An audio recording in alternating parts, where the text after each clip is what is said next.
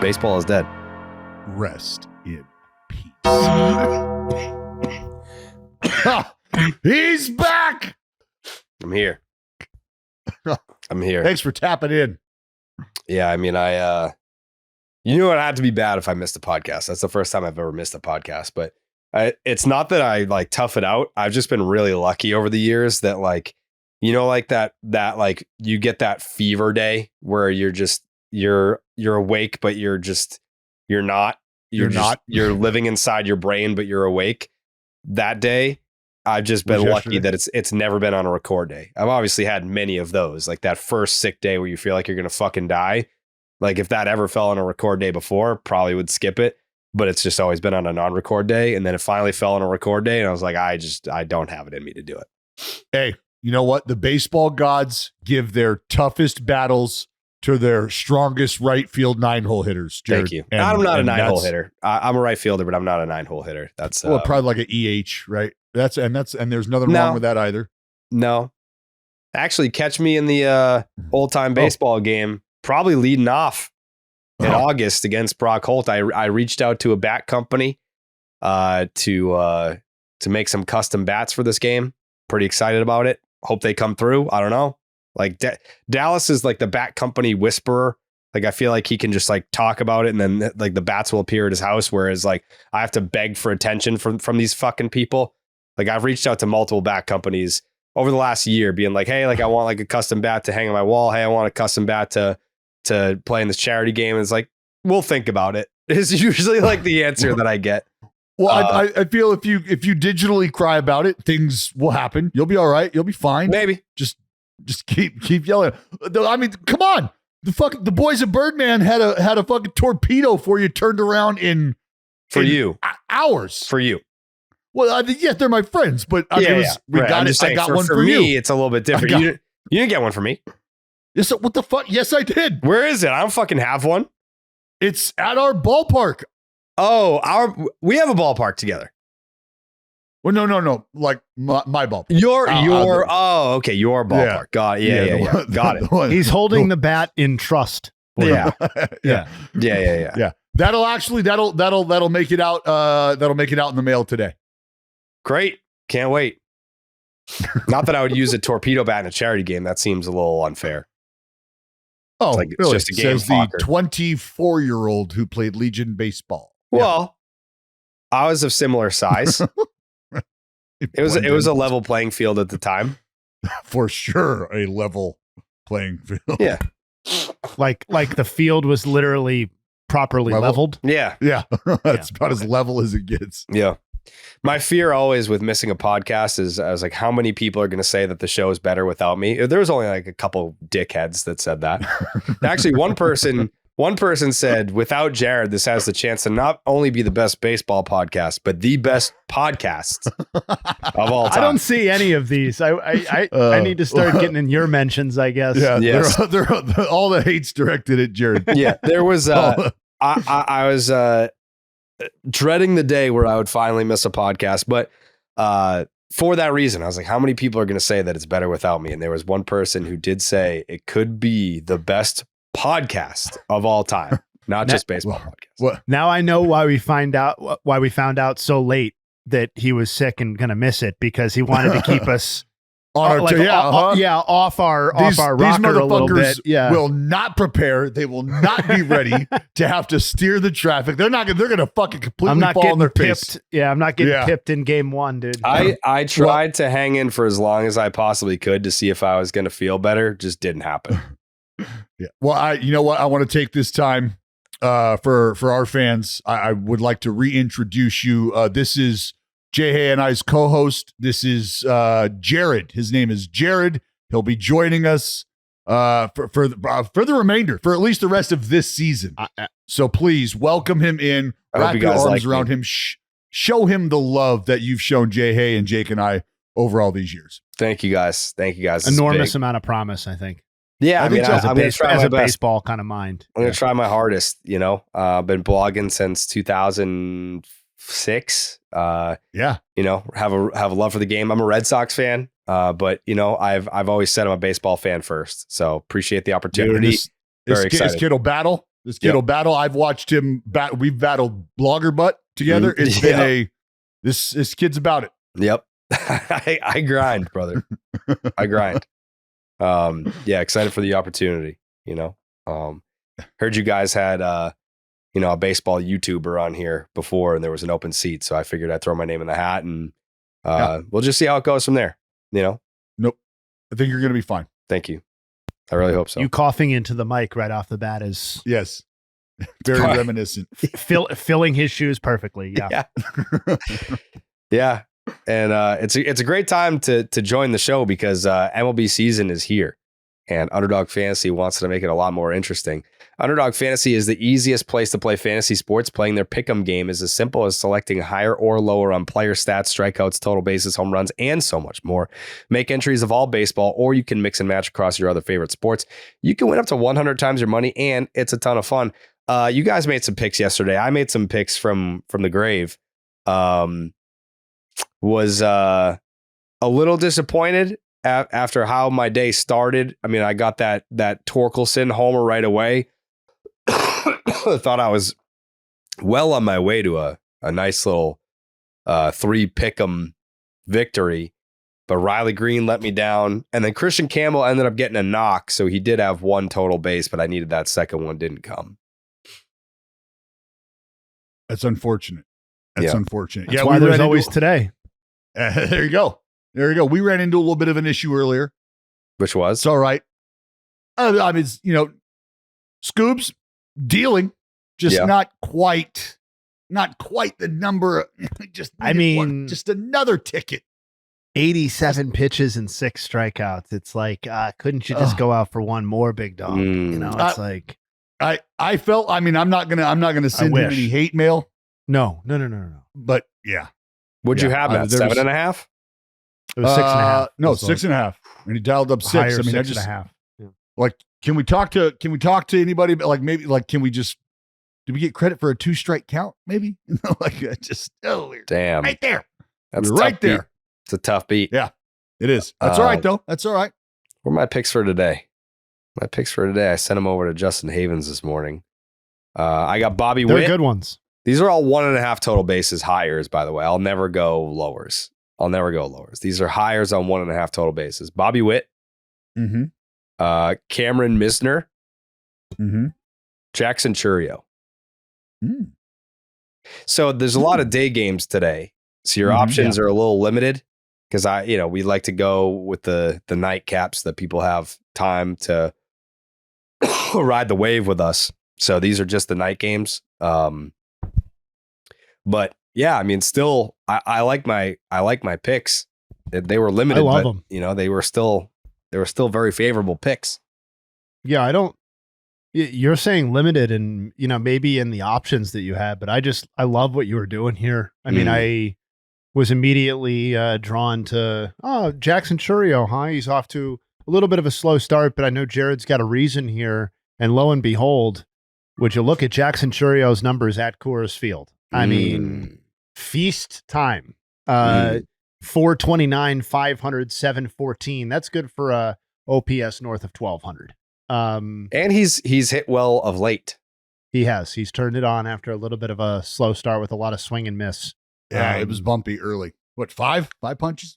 5 punches? Yeah, well, on opening day. Yeah, 0 for 5 with 5 punchies is a tough way to start the season. But yeah, Misner, Churio, Witt. I like that. Thank you. Dallas, you have any picks? No, not today. I do not have any picks. All right. It's an early slate, early That's turnaround. Fine. Yeah. No, I got you. Yeah. Jayhay, you got picks today? I don't.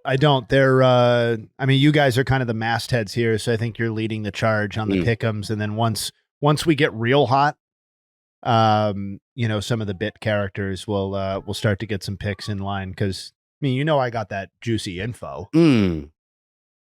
See, like we're riding blind here. There should be a daily BID pick'em. Yeah. I would definitely be into that. Because if my pick'ems are usually 3 picks, I'm never going to go above 3. Sometimes it might only be 2. Then what's stopping us from having a daily BID pick'em? I don't think anything is. If you're asking Probably, me. I mean, probably nothing. I mean, I know they're into the whole, the pick'em scene is what's hot right now. So maybe they just don't want to draw attention away from your picks and Dallas's pitcher picks. But other than that, I can't think of a reason. Why not both? Why not both? Why not both, brother? Let's get in on the action. Well, make All sure right, you the head underdog. make sure you Jake sign and up I with the will promo speak code with Jared. the powers. Yeah. Yeah, run that up the flagpole. Sign up with the promo code Jared. That's JARED to get up to $1,000 in bonus credits and a special pick on Underdog. That's Underdog Fantasy promo code Jared. Yeah, I didn't get to give my thoughts on Vladdy. But where I sit on that is, man, the back end of that deal is going to be a tough pill to swallow, but that's not something that you as a Toronto Blue Jays fan should care about right now. That is a long ways away to have to worry about 40-year-old, 39-year-old Vlad making $30 million or whatever it is. Not your problem. Third largest contract in the history of the sport. Yeah. Mm-hmm. I don't know if that shoe fits, but again, the Blue Jays had to do it. I get it. Like I totally understand. I think when you factor in the deferrals too, and it's actually considered the second largest I saw value after we started above Ohtani's. I think it's only behind Soto's, if that's how you calculate this stuff, which is kind of crazy too. When you look at the trio of young Dominican superstars, it's crazy how they've turned Fernando Tatis Jr.'s contract into an absolute steal. 340. Let me ask you this, just off the top of your head. Mm-hmm. When we start to evaluate players receiving this amount of money, isn't there a discernible difference between all of these names? Yeah.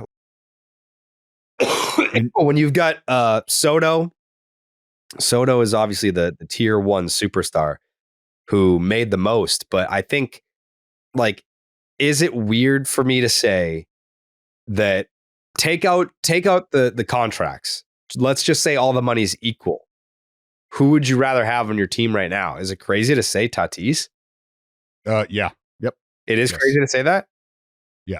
Well, if we're factoring Shohei Ohtani into this conversation. We're not. I'm talking about the three Dominican dudes. Oh, I was talking. That's why. So my question was. I'm talking Soto, Tatis, Vladdy. You've got Soto for 765. You've got Vladdy for 500. And you've got Tatis for 340. And he's getting paid the least. But in terms of like a complete player, like who would I want out of like the dude that makes the lead? Like, let's just say they're all making 500. Who would you want on your team right now? I would pick Tatis. Well, so yes, that's a different conversation than the question that I was posing. The question that I posed. So to entertain your question or those three, Tatis is also the guy who is, in terms of injury, the most prone to you missing time if he's on your team. He just went he just went out of the game yesterday. There's a chance he's on the IL by the time I get to the yard this morning.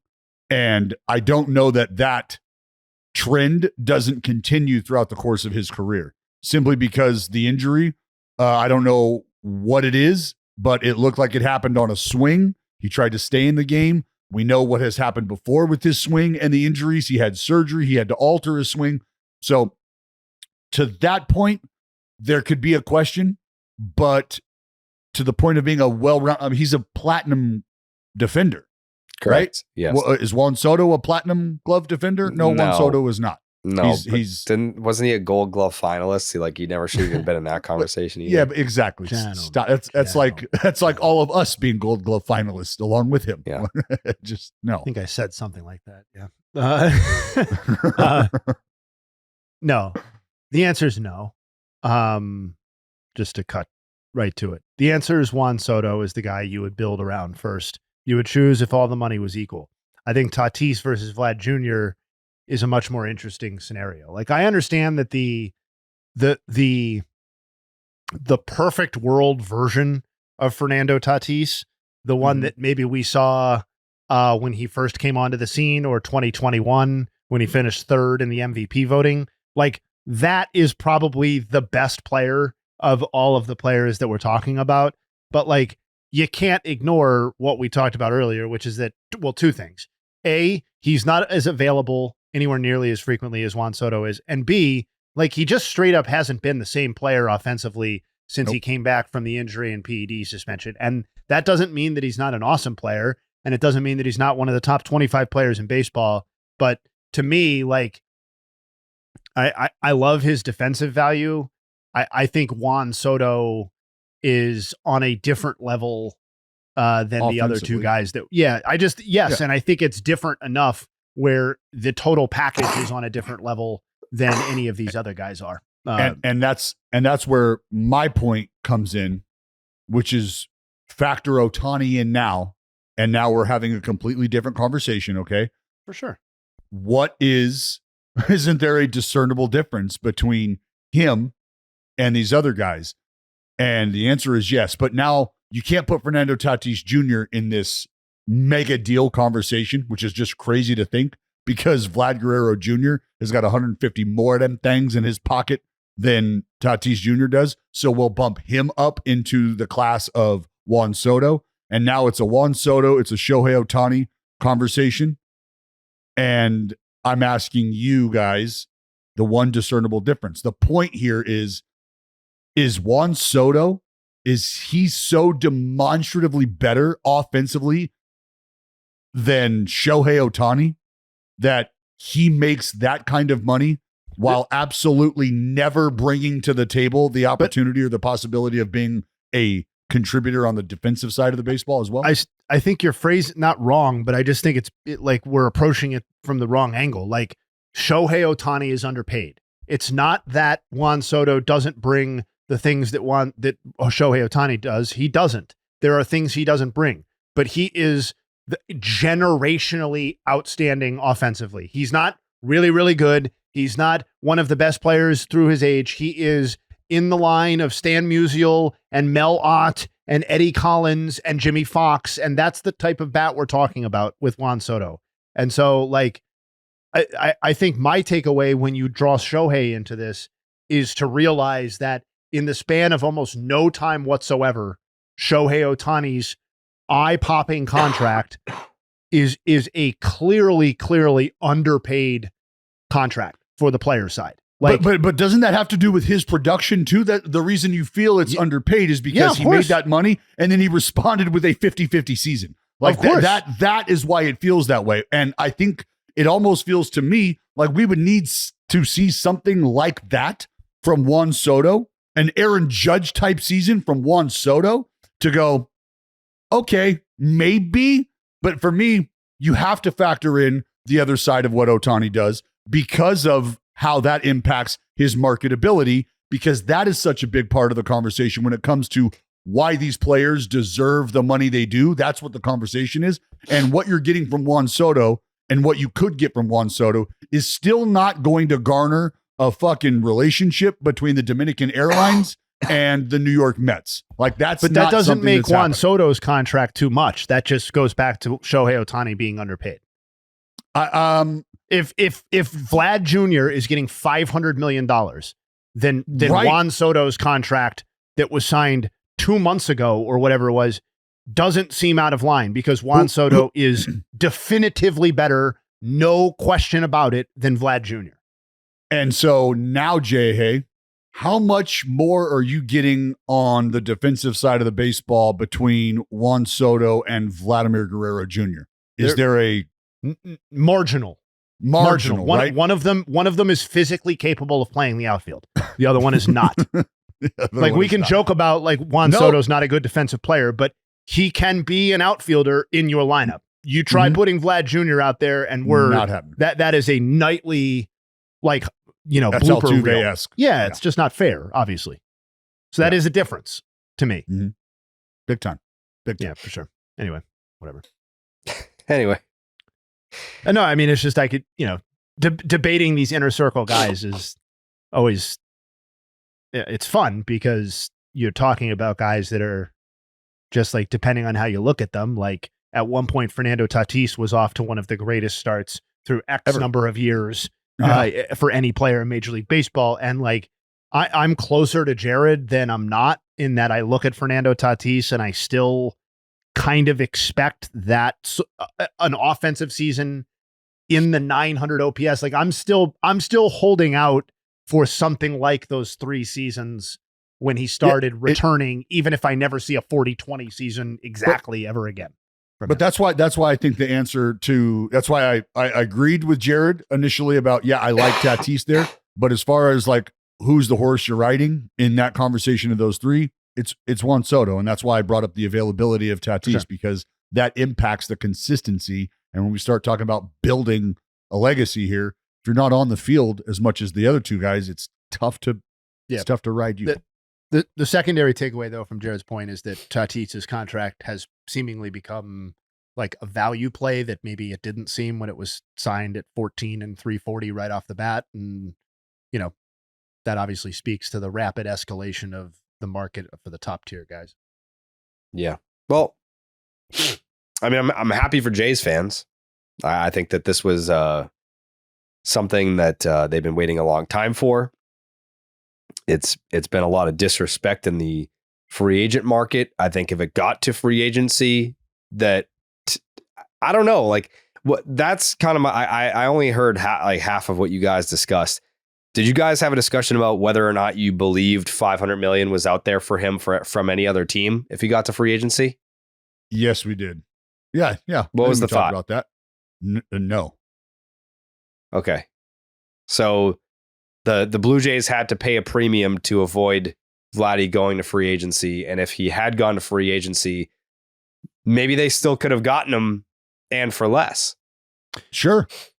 But then I think you run the very real risk. Like, and I look, I'm not telling you how much optics are going to impact what you're doing, but could you imagine going through that? Like what kind of scramble that would send them into if Vladimir Guerrero Jr. for any duration of time is not a Toronto Blue Jay? Now you almost feel like, to answer the clamoring that would occur, could you find yourself in a spot having to spend more money for the fear of outsiders actually taking him on a date that he would enjoy, right? I can't let you take my longtime girlfriend out looking like that. Like, buddy, you got a sweet car, you got a fat bank account, you're a nice person, like all of the things that you would like. Can't have that. So they had to do this, in my mind. They had to do this because you just don't go through the peril that they went through trying to land all the other big fish and coming up empty, and then turn to your fan base and go, well, the absolute one piece that we just simply could not let go, we let go. And now we're trying to reel that guy back in. I agree that they couldn't allow this to happen. They couldn't allow him to get to free agency. But if I'm a Blue Jays fan, I think given how things have gone to this point, I think once they pass the deadline that Vladdy set, like, hey, once we get to this date in spring training, don't talk to me about an extension anymore. I think I had already mentally accepted that he was gone. So you have kind of like 6 months to process and accept that he's gone.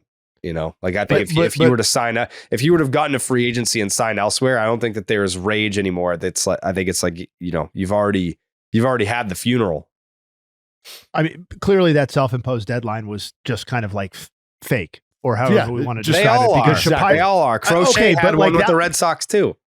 Okay. And I guess this year's versions of the deadlines were particularly fake because like Shapiro came out and like as we said on the pod, it would have been weird for him to say that without having a reason to say what he said. Right. So there was clearly ongoing discussions, reason for optimism. To answer your question, like, I don't know what the premium is. I do think there's some value in paying a premium to get him under contract now because it gives your organization directional clarity.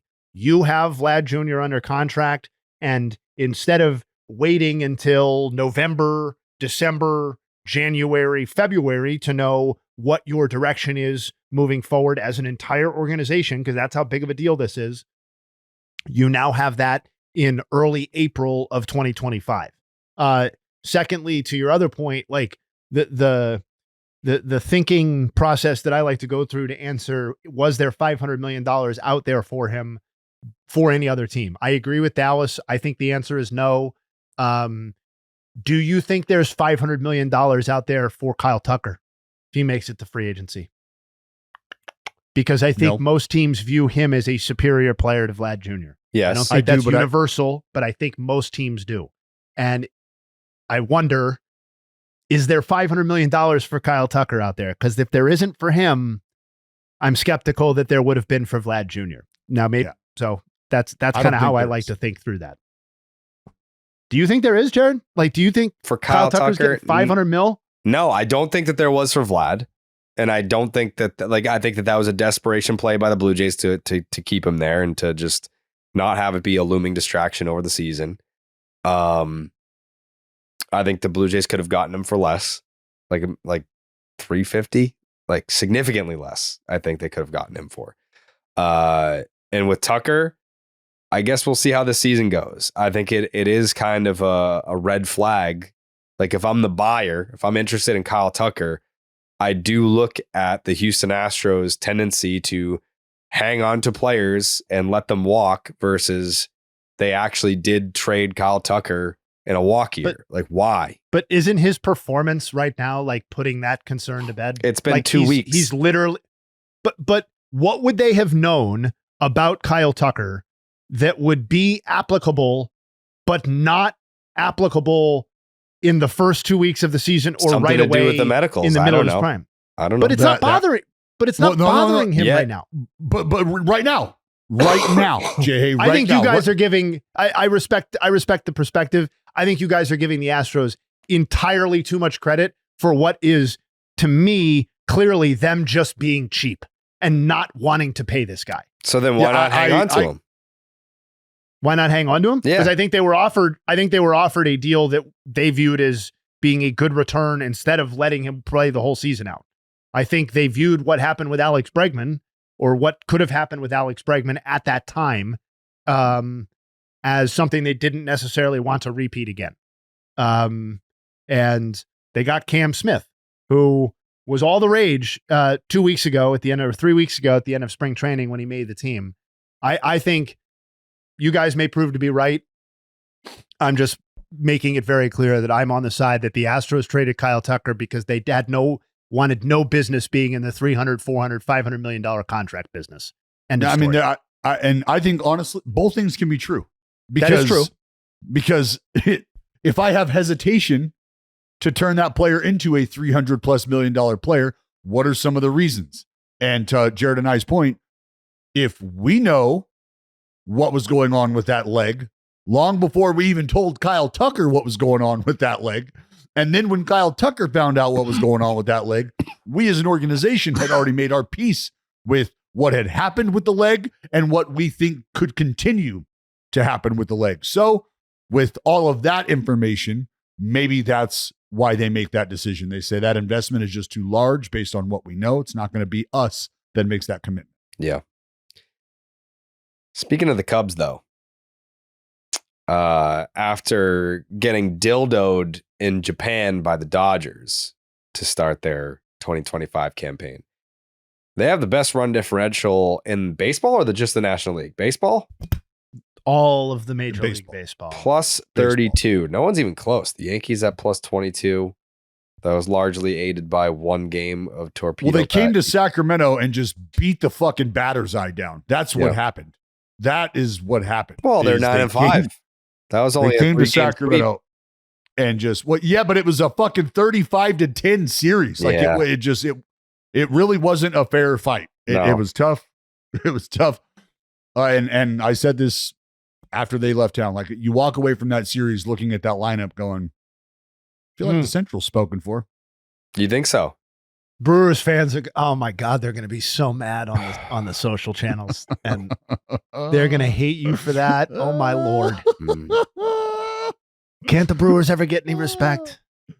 Well, the Milwaukee Brewers currently have a negative 16 run differential, albeit having... It's all right. Right now is probably not when they're going to get the respect. No.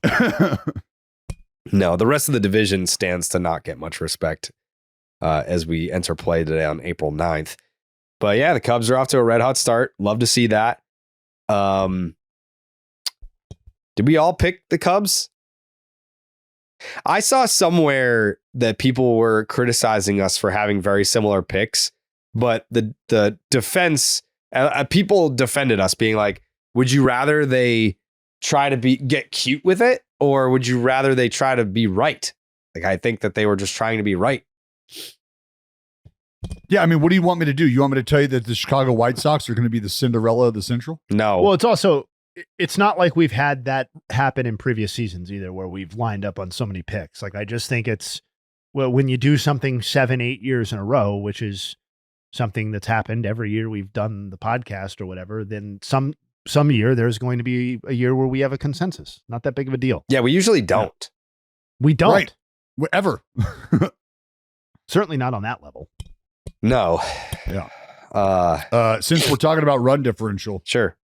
we would be remiss to not show some love to the Halos, who, as of right now, are the only team in the AL West without a negative run differential. It's just zero. Just zero. Yeah. It's just zero, Mm-hmm. but it's not -1, Jared. They won 7 of 10, Dallas. It's not -1. Wake up, Max. Oh, the Halos. Everyone in the AL East has a positive run differential. Mm-hmm. Love to see that. Can we go back to the Cubs really fast? Sure. Just before we move on? Yeah. Because the offense is obviously the headliner here. It's, I think by runs per game, it's literally the best team or best offense in baseball. Say it's Suzuki. Yeah, and I called out Suzuki the other day, so I'm not going to belabor that point. Still, I think one of the most underrated offensive contributors in baseball.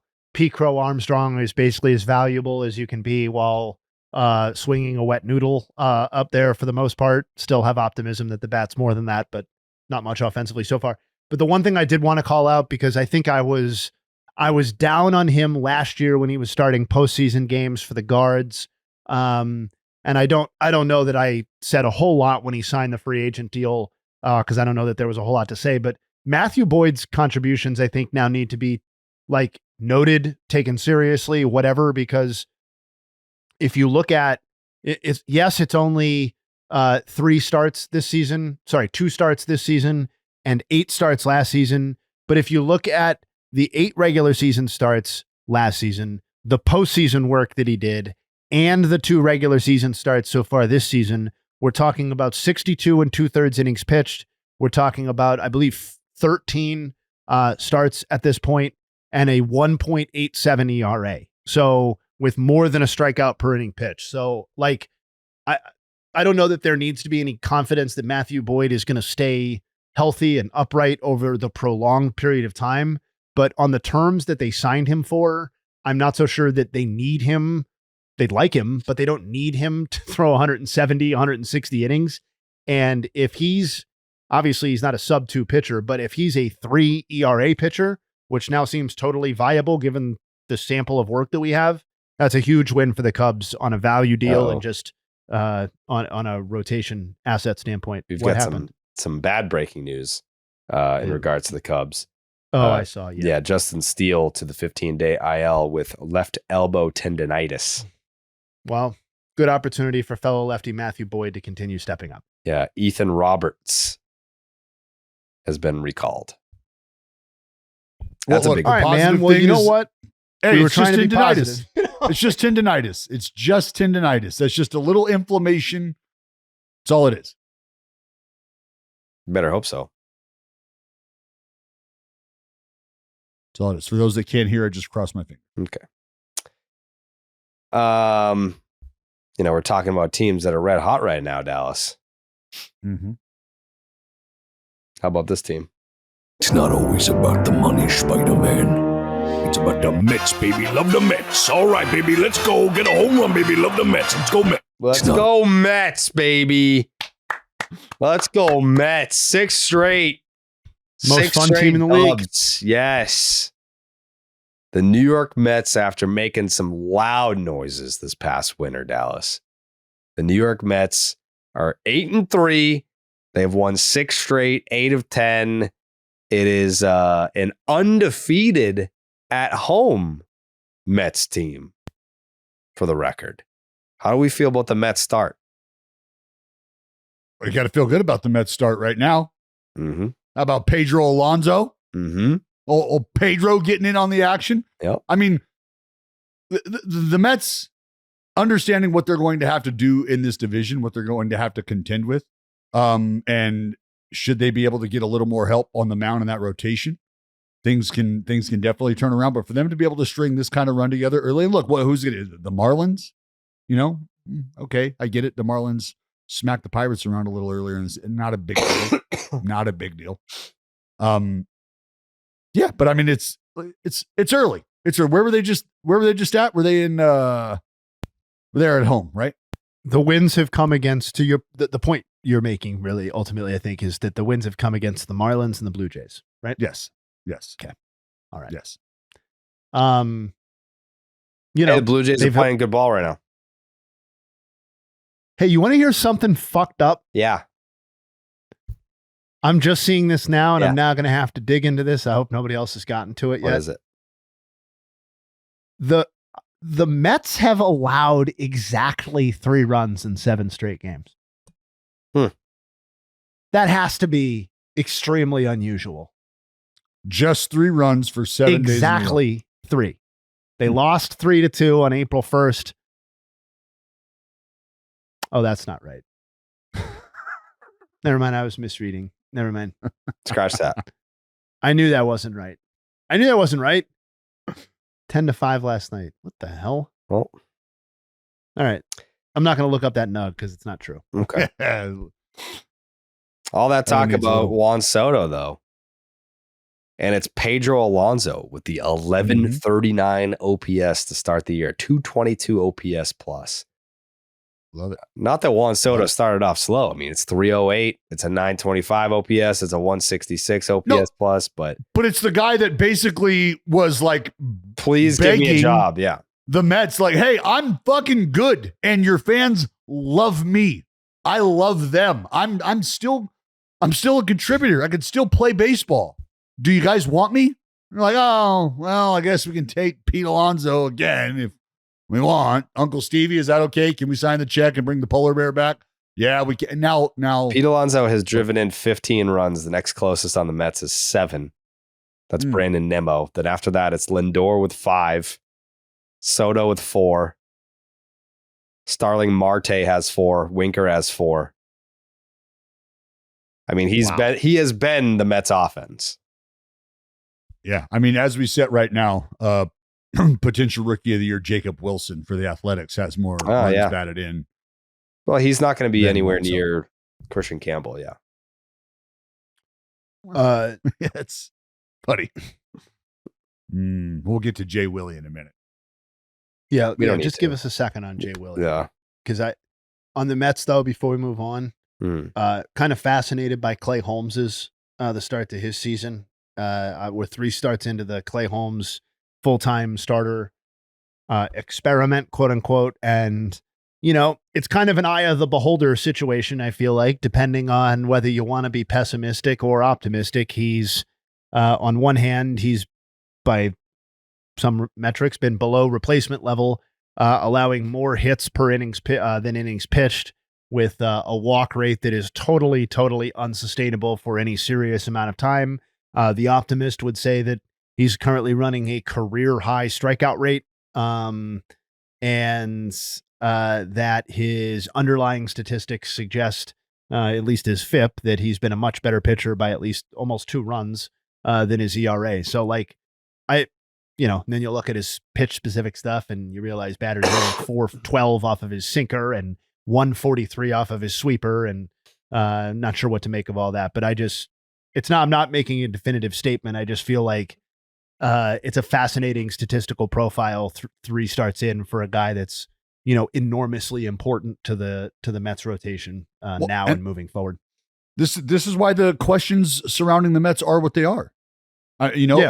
You're excited about it on paper, kinda, and then you realize the things that have to play out for this to be a successful season for the New York Mets, and that is something that I mentioned at the beginning of the season. It feels like people are just booking Clay Holmes for 32 starts with a 3.5.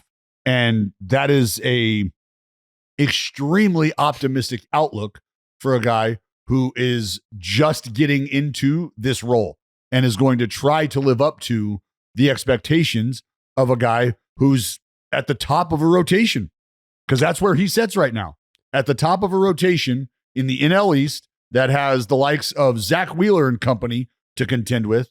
Just kind of badass though that he fucking shoved 10K in 5 1/3 last night though, right? Yeah, fun. But to your point, like how many walks though? What's he have? 9 walks in 14 innings, 14 and 2/3.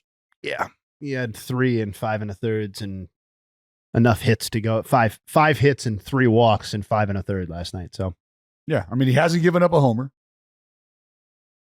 or has he? No, he has. He has not. No, he has not. Right? No. Nope. Is that right? No homers and 20 No homers. strikeouts and 14 and 2/3. That's the good stuff. Yeah. Mhm. Yeah, but yeah, what's the fucking I mean, the traffic right now is the problem. A lot of Too much. traffic. 25 base runners and 14 and 2/3. Yeah. The traffic is just I feel like he's a fucking crossing guard out there. Hold on. Whoop, whoop, you whoop. whoop.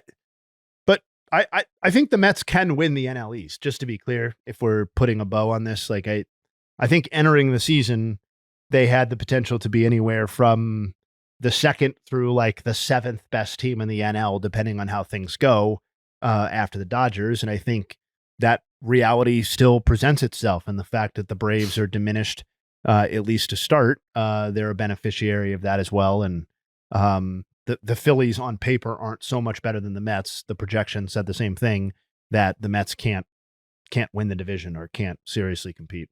I think, and the offense was good last year and is probably going to be even better this year. Let me ask you guys this question. Who is the most important starter in the Mets rotation for the whole season? Ooh, I mean, Dallas, go ahead. Senga? Yeah. Senga. And because what I was just going to say right now is if they can get if they get Pauly Punch-Out back and Sean Manaea back, that can just help alleviate stress, right? You don't know what you're going to get out of those two guys returning from injury. And I think especially Manaea, the question, not about what you're going to get, just how viable he is and how soon is he viable? Like how quickly is he going to be back, and how quickly can we expect the 100 pitch mark plus sort of leash for him? Well, everyone else has been really good besides, I mean, Clay Holmes hasn't been bad. The strikeouts have been great, but everyone else in the rotation has been pretty good. Like, who do you bump? Griffin Canning? Yeah. Has been rock solid. Yeah. Yeah, I mean, that conversation has to come, because I mean, it's easy for us to have that conversation, but what happens when you're starting to talk about matchups and bringing a guy off the injured list is, all right, here's the candidates to come off. Here's the guys that we could potentially be unplugging.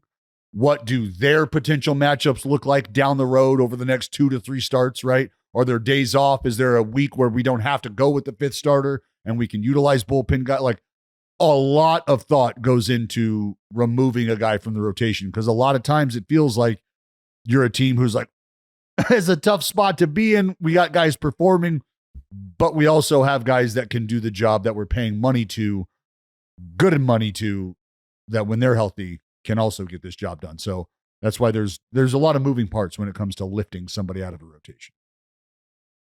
Yeah. Shout out to the Mets. You guys talked about the Giants last on Monday, right? Yes. Yeah. Mm-hmm. Shout out to the Giants.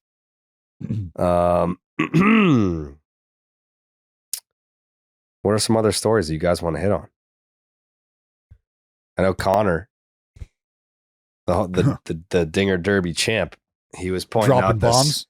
Well, he was talking about this this matchup between two of the shittiest teams to ever play the sport. Let me pull this up. Oh yeah, the two worst college teams. One had a 99 game losing streak. The other had a 42 game losing streak. Yeah. There's a D3 baseball college game.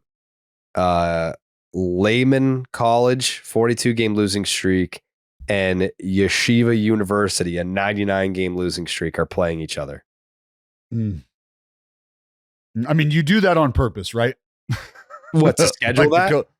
yes, the coaches are like, hey, Someone's got to win. me, like we gotta, like I don't see us sweeping each other. So ultimately, this is a win-win. Mm-hmm. This is a win-win here.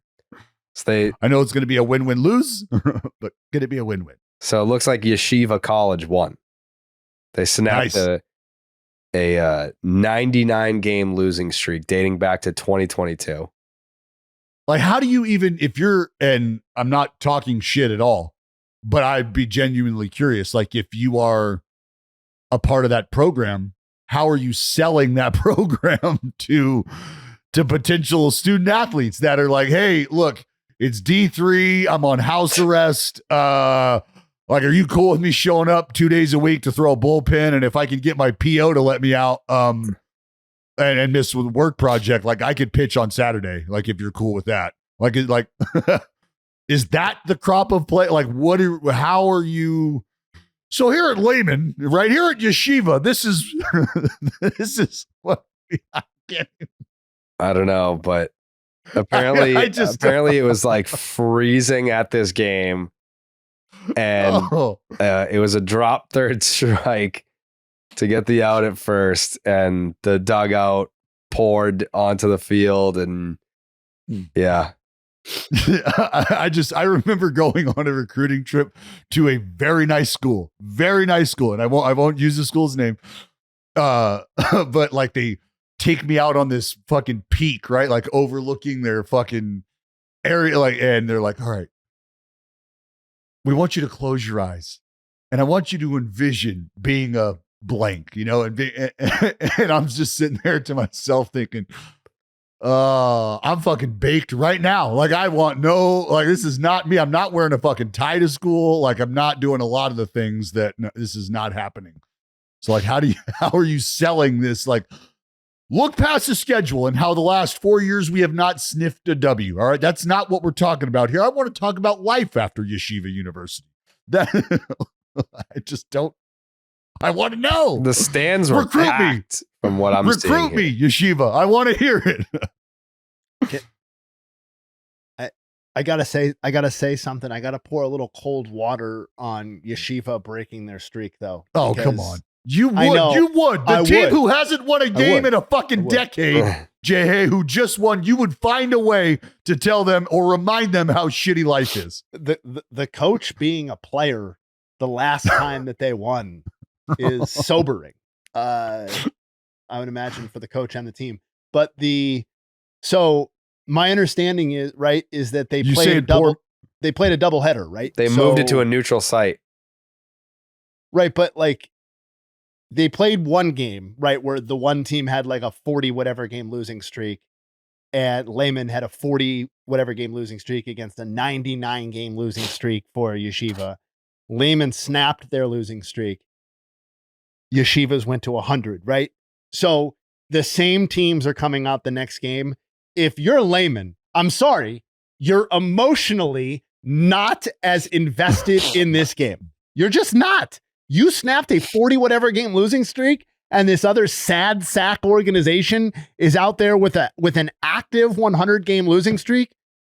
They better win. They better win, dude. Jayhay, it's like the other team, it's like winning the championship and being asked to come out like 3 hours later and play another game. It's like that's when it starts, Jayhay. This is when the program turns around. That's fine. Something. That's fine. Yeshiva can use it as a turning point if they want to. What I'm saying is that it should have been considered almost a foregone conclusion that they win this game. Lehman is way too emotionally trained coming off of their own seminal victory to have gotten up for a game a couple of hours later. They won their championship. They're ready to party. Now, half their team probably did party. It's probably the backups who were playing in that other game. Maybe. Yeah, I mean, the fact that the player was the player coach, like I think it's probably fair to say there were some managerial oversights that could have led to just catching L's left and right. I mean, congrats to Yeshiva, but asterisk. It doesn't seem like you feel that way. No. I need an asterisk. I throw up an asterisk on them. They were playing a tired team whose season was already functional. Are you calling Lehman Lehmans? Is that what you're saying? Oh no, No. This has nothing to do with them. Okay. They snapped their losing streak against a Mhm. team that it sounds like they frankly should have beat. And then they had no reason to come out and play with the same level of passion and spirit in game 2. The other team, on the other hand, had an active I don't 100 game know. losing streak that they were trying to If snap. I'm on layman and I win the first one, now I know what it feels like to win for the first Yes, time. you're Like I want to fucking win hungry. again. Yeah, I want to win Jayhay, again. you're walking No. out there like you just won 42 in a row. Yeah. That's how you have to treat this. Yeah. No. Okay, let's all imagine what we feel like when we're ravaged. We're so hungry. We couldn't be hungrier, right? And then we get that big meal and we Yeah. eat it. What do I you want feel like more. afterwards? Do you feel energized or do you feel sleepy and sated? You feel sleepy and sated. You want to do I feel like nothing. no. You know what I feel like? I feel like I No, want you don't. dessert. I want more. Yeah, I want. Well, brownies. yes, you Yeah. having Go ahead eaten and enough start meals that. with you, that is confirmed. You probably want a second dinner Yeah. and you want at least one dessert. Yeah, for I sure. want Yeah. chocolate Start chip the cookies. Pazookie How many right tails? now. How many tails can I order with this meal? Yeah. Get that gooey butter cake going. Gonna yeah. need it. Yeah, that's what that's. I mean, I'm a different Yeah. cat. You Yeah. know? See, Jayhay, what we just found out, Jayhay, a big settler. Mm. Big settler. There's Yeah. probably a fort Like a named after you frontiersman? somewhere. Like a Yeah. frontiersman? Big settler. Big fucking Old Havens Fort in Rhode Island, Connecticut, Yeah. or wherever the fuck that place is. all you're famous, hearing right famous now. town in Connecticut, Rhode Island, Connecticut.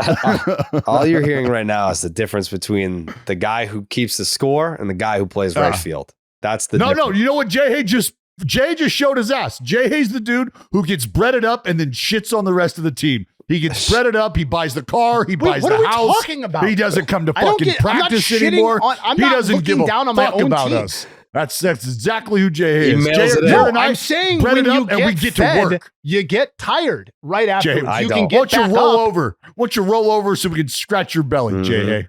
Jayhay? I'm confused. I'm not turning I'm on my own confused. teammates. This has nothing to do with that. Yeah, we see right through your fucking act. That's Hey, crazy, before man. I gotta go. Yeah. I have to get out of here. Mhm. Yeah. Want to quickly shout out Nick Lodolo. Yeah, shout Give me him that out. elasty. Fucking slicing and dicing. He's carved up the Giants twice, carved up the Brewers as well. And the fact that he's carved up the same team twice, 2 out of 3 starts here in the early start of the season, I always find impressive. But as of right now, his season line, 18 2/3, just 1 free pass, only 8 punch outs. That's okay. Opponents hitting under 200 against a southpaw, 179 to be exact. That ERA, a hair under 1. That's a .96 ERA for the left-hander. Yeah, he just went 6 shutout against San Francisco as well. So Hunter Green, I know, gets a lot of attention in that rotation, deservedly so. Nick Lodolo planting his flag here early. And I mentioned Jacob Wilson. I dropped this stat last night. There's an incredible statistician out there, a guy who I respect and truly love. Truly love. Jayhay, I know he's near and dear to your heart as well. This is a man who has served our country. Ace of Spader is this individual's name. And he dropped this on me. Jacob Wilson, this year, 18 hits, 6 swing and misses. 18 hits, 6 swing and misses for Jacob Wilson. Just wrap your head around that. Okay. As far as his career is concerned, 41 total hits. This was coming into 41 hits over his career, 28 total swing and misses. That is just absurd. He's also riding an 11 game hitting streak right now. He's hitting every single game and didn't punch out until his 52nd plate appearance or whatever. Arias right now, I believe, has the active streak so far with like 56 plate appearances or something without a strikeout. But I told you that Jacob Wilson's name would be on the outside of the Rookie of the Year conversation. And I think the hot start that he's off to lends itself to that. Again, very early, but Jay Willie is rolling the fucking pole. And I have always been excited about having a guy in your lineup that, I just think guys who hit 300 or better, especially in today's game, just provide a little different excitement around their game, even more so than a dude who's hitting 260, but he's, jacking 30, 40 homers. I just like the consistency of putting the baseball in play. Jacob Wilson has been extremely impressive in doing so. So if you care about bat to ball skill, if you like watching a guy handle the bat, plug holes, and just work the wand, this series has been exceptionally fun for me to watch Arias and Jacob Wilson. Did you just say if you like watching guys plug holes and work the wand? Is that what you just said? Did I? Yeah, I think you did. That's incredible. I didn't. Did. What are you saving that on the soundboard, you dickhead? You said it, brother. If you like watching guys plug holes and work that wand, you got to tune into the A's, brother. Check out the this A's. series. This series Yeah. with Arias and Wilson on both sides. No, yeah, I heard you. Yeah, fuck off. I gotta go. All right, see I'm ya. out of here. Fucking pervert. See ya. I'm out. Goodbye. Thank God this show is sponsored by BetterHelp, because I think Dallas needs it. Worried about him. You know? Let's talk numbers, Jayhay. I know you like to talk numbers. I do. Traditional in-person therapy can cost anywhere from $100 to $250 per session. I can confirm that. I used to pay $225 per session out of pocket, which adds up fast. But with BetterHelp online therapy, you can save on average up to 50% per session. With BetterHelp, you pay a flat fee for weekly sessions, saving you big time on cost and time. Therapy should feel accessible, not like a luxury. With online therapy, you get quality care at a price that makes sense.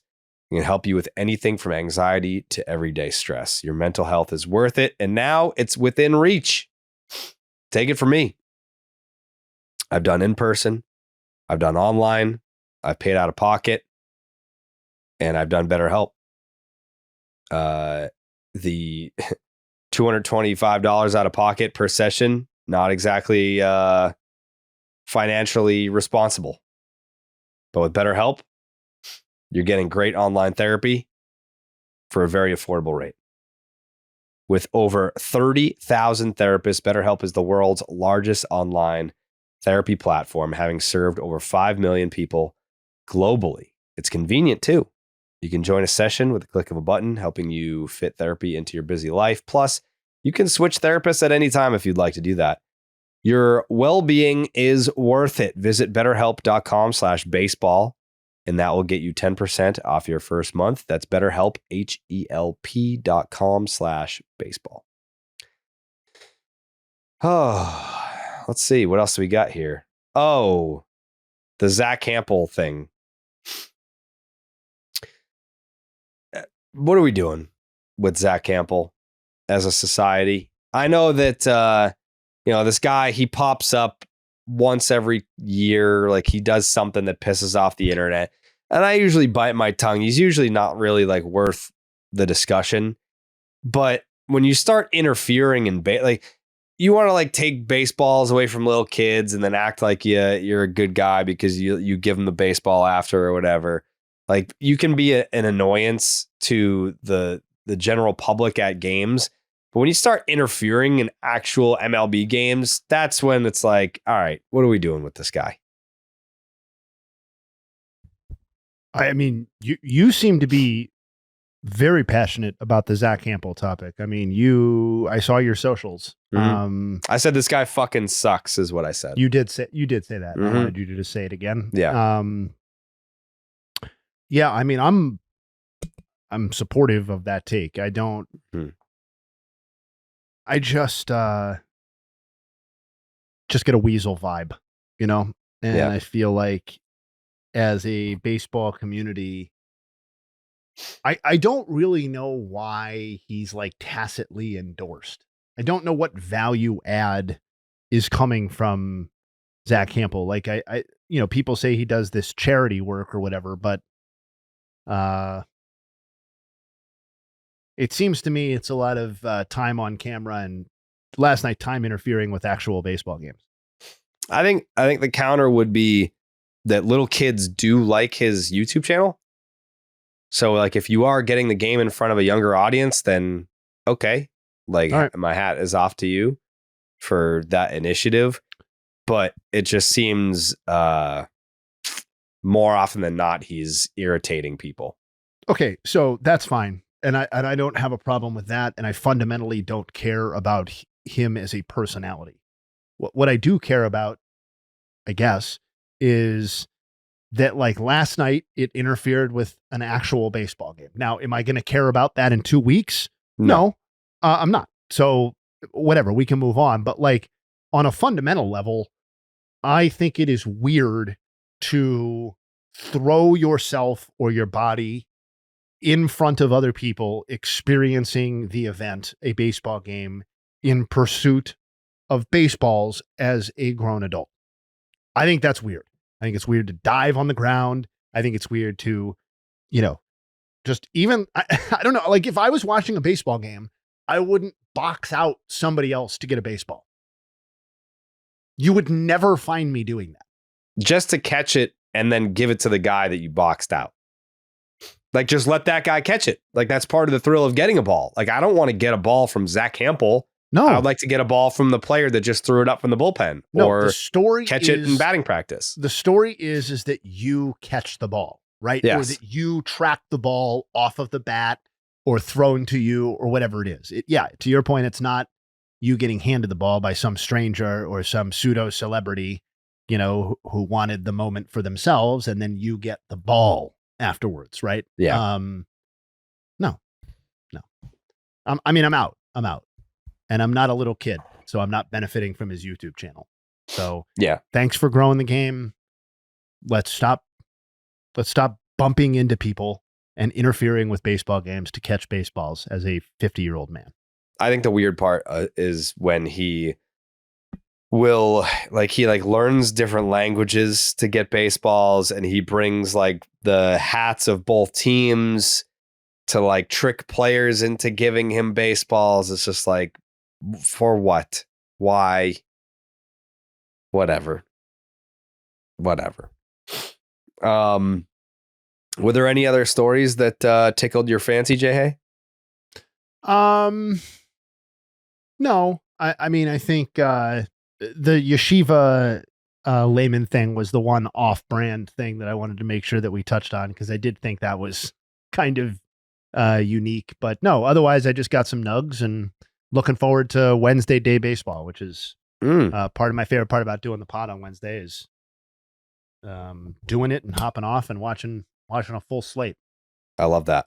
I will be joining That's you awesome. in doing such. You Let's want get some nugs. Yeah, right. Please.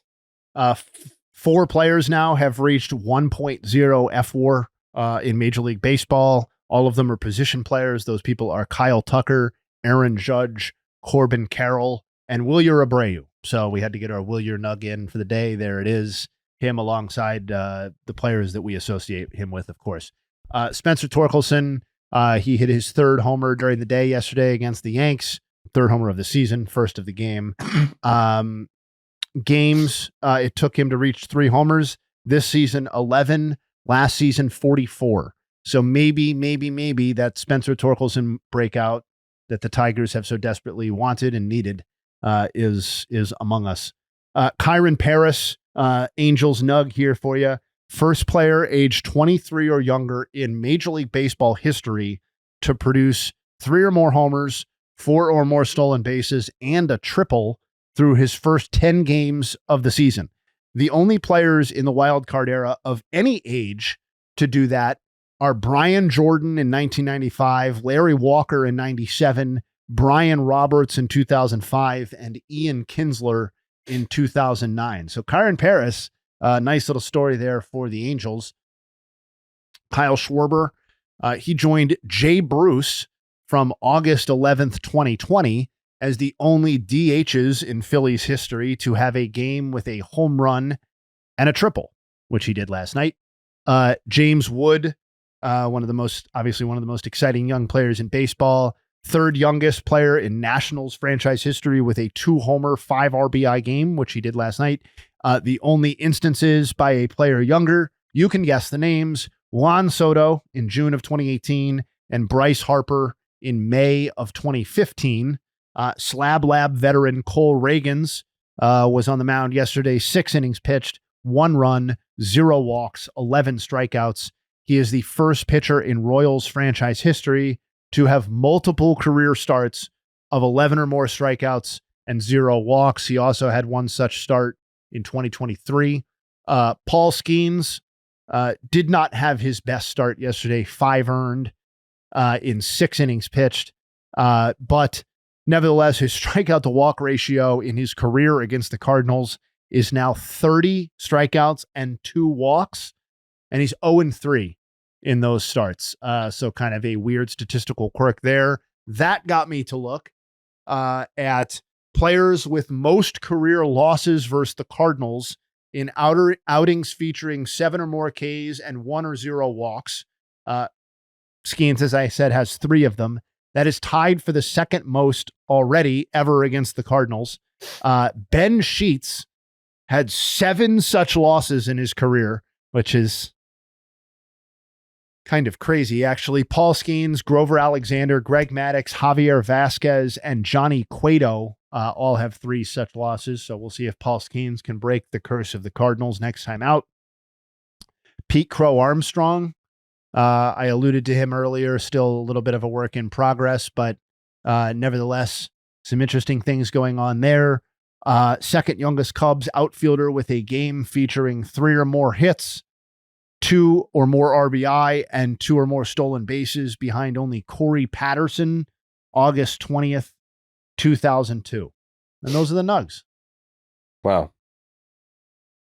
5 earned for Skeens. That upsets me deeply. Yeah, I was very disappointed. I said, I think I used the word tacky to describe him surrendering runs, but it's not what I show up for. That's not what I sit in front of my computer or TV and get ready to watch. So that was a little bit disappointing for sure. And then Crochet, not to do salt in the wounds. I'm sure you guys have or will cover it on section tonight. It's tonight, right? You guys record tomorrow, 4-gamer. 4-game. Right. Okay. So you record tomorrow, but Crochet start, on top of Skeens being disappointing, was 26 degrees. So I'm not counting it, unfortunately. I saw you say it was not going to count. My counter to that, not that I'm obviously fully on the Crochet Red Sox train and supportive of you in general. My one counter to that would be that, that's the weather that playoff baseball is played in, right? It's a little bit warmer. It can be. Can be. Yeah. I want you to be mentally prepared, and I guess Crochet to be physically prepared that they may have to face that if we're doing postseason baseball in Boston this year. No, they won't. I got a nug for you. Oh, give it to me. Per Baseball, this is Ian Brown, by the way. Great follow if you're a Red Sox fan. Per Baseball Reference, it is at 35 degrees, the 3rd coldest first pitch in Fenway history. Wow. Since they started recording game time temperatures. That's why the game does not count. When were the colder options? I don't know, but that's why last night did not count. Got it. 3rd coldest game in Fenway Park history. So it does not get that cold in the postseason. Just happened to be unnaturally cold last night. So therefore the game will be thrown out. Have you talked to Robert J. Manfred Jr. about this official protest that you're filing? Me and Jake have a conference call with him after the podcast.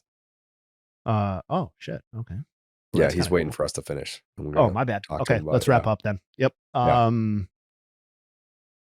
Okay. Well, check out Jake and Jared's interview with Robert J. Manfred Jr. on Thursday's podcast.